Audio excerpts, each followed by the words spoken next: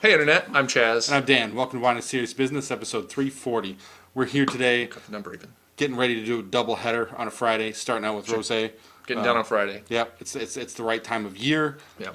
We got seasonal wines. These are two that I've had on recent outings that I was fond of. Wanted to share with you guys. Hoping they, as you always do, hoping your first experience repeats itself. We'll see how it goes. This is Domaine Douhin Roses of Pinot Noir. I think they knew it was good when it started because they hyped it up more than they usually do. We got emails about it saying if you want to reserve yourself some, maybe come check this out. Oh wow. Yeah. And this is something they haven't been doing very often, right? Like the rosé, I think, has only been a thing for like the last 4 or 5 years, right? I don't know. I don't think it's been around that long. Yeah, so, I feel like it's not always there. Yeah, and I know. Or it might be like it's a small allotment they sell. I've out seen of it at club room, events but... in the past, and it usually goes through pretty quick. Right. I don't even know if this is still available, but I'd like to think there's some. I'd be interested to know if this was actually part of the estate fruit or if this is purchased fruit. But... It is estate fruit. It's estate fruit? Yeah, okay. yeah. Awesome. Yeah, because high yield years, right? We're just coming off a string of That's true, 14, yeah. 15, 16, still plenty of 14, 15 was a bumper crop. yeah. 16 is a still bumper crop. Yeah. plenty of fruit, and they got some younger vines.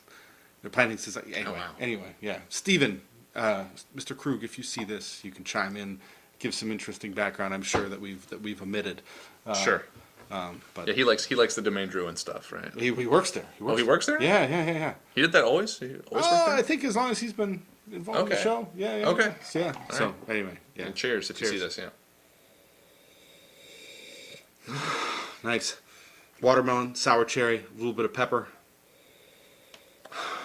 Dan nailed it, yeah. Don't have much to add, actually. And these are, you can see they're sweating all over the table downstairs. I'm not sweating all over the table. It's a good thing. That's later this week. But Yep. Nice cold wine. Yeah, there's sort of like the watermelon thing. There's like maybe there's like a hint of like red grape or something going on there. There's like a little bit of that sort of grape juicy character going on in the nose too. Like sort of like adds like a little sour element to the nose. It's really kind of refreshing smelling. It just smells really good. This smells awesome. It smells like juice. It's just so Yeah, good. totally. And that sour character comes through on the palate, like just a little bit of lemon, kind of like fresh lemonade. Not too tart, but definitely keeps things crisp. Almost like ruby red grapefruit juice. Yeah. You got like that sort of like quality to the finish, right? Like there's like really really nice mouthfeel along with that, but that there's like that sort of, I don't know, it's just like a nice texture is provided by that. Yep, kind of a mineral character, right? A little bit of wet stones going on there. A whole bunch of smashed up watermelon again. Really, it's just so drinkable. You could drink bottle after bottle of this just constantly at this temperature. Really well balanced, really clean. Pretty much everything I want out of Oregon rosé. It's got a really juicy front end, right? Like it's just got a big wallop of like red fruit, sort of watermelon characteristic. I really like the acidic structure as it takes over, like in the mid palate to finish. It really drags on a long time. It has like a grapefruity sort of feel to it, a little bit of textural elements, a little bit of minerality. It's delicious. Like this is fantastic rosé. Yeah, and probably Really not well distributed. So if you're out in the valley, pop in, see if they've got any left. If they don't, ask your friends, see if they've got some. Drink a bottle this summer. It's good I stuff. wouldn't even be scared to age this like a year or two. I mean, just to see what kind of happens to it. Like there's so much acid and there's so much fresh fruit to it.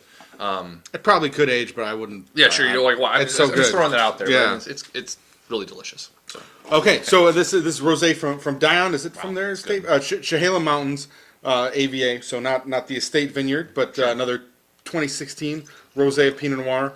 I tasted this at the Cellar 503 Taste of Oregon event, which was really awesome. I expect they'll do another one next time that comes around. Where was that at? Down in Northwest, some event space that I wasn't familiar with. Okay. But for you, and I think you've all had this experience. You've gone to a number. If you're watching the show, you've probably gone to a number of wine events. A lot of times, especially somebody new, you're like, oh, this is going to be kind of painful. You're going to be wedging yourself into corners to try and get tastings and fighting and trying to spit over people's shoulders. This was organized so well. Like there were small round tables for the producers, so they had to stand all day, which is a little harder. But it also meant that it wasn't like this big row of everybody jostling in. They were separated. You could access everybody. Spit buckets were really accessible. Yeah. You could chat. Great event. All right, so traditional Saignée method, a little different than standard rosé methods, but yeah. Yeah, as opposed to direct press, right? This is pulled off. If you don't know, I bet nobody who's watching this doesn't know what that is. But Sure. Good point. But Yep. we'll see. Well, Definitely, a little funky, like a little dark. Off-camera comment, and I get it. And she said something about meat as well. And I kind of get that, like a little bit of beef on the yeah. grill, a Yeah. little bit of herbal character on it. A little bit hamburger. And you can definitely tell there's a darker character between the two here. And the difference being, then, of course, that this would be pulled off after it spent some more time on the skins. Sure. So you get some of the characteristics. Maybe little stems involved there, too. Maybe like a sort of apple juicy, sort of like red apple aroma to the nose. Look like searching for like fruit flavors here, right? But I guess it's like sort of apple juice and like that sort of funky characteristic to the nose. A little bit of red fruit. Not terribly more savory on the nose, right, than fruity, I think. Huh. Right. Yeah, a little bit of that savory character, but there's that little pop. I really like that apple comparison you made. 'Cause it's not so much of a red fruit, but there's just a little pop of fruit on the palate. You can definitely tell this spent more time on the skins. There's just a little bit of tannic structure that lingers. Yeah. So it's definitely a rosé with more body to it. And I know some of you veer in that direction, and I'm kind of open to it. This is actually a pretty good exercise in contrast. Yeah, totally. The length here is actually kind of impressive. Like there's not sort of like the acidic structural elements of the first wine. Like this is like just sort of fruit flavors, but just the length and sort of like it kind of almost evolves over the palate, right? A little bit. It takes a little while for the fruit flavors to like fully kind of engage your tongue, and that's interesting. Yeah, and I'd say like a hint of richness that comes in. It definitely sits. It's not a heavy wine. It's still rosé, of course, but it's got a little more weight on the palate than the DDO does. Definitely more red fruit, like in the cherry, strawberry sort of thing, right? Like going away from, at least for me, like the watermelon sort of flavors. There's a bit of it there. Yeah. It's like sort of typical with like rosés from Pinot Noir, but like a little more cherry fruited, a little bit of strawberry. So. And this you will see in retail channels. So ask your favorite shop. They can bring It's it in. really interesting. Yeah, go check out their go check out their tasting room if you're out in the valley as well. They're kind of out by Hillsboro, a little east of like the Forest Grove area wineries. So, what happened? Nothing. Don't mind.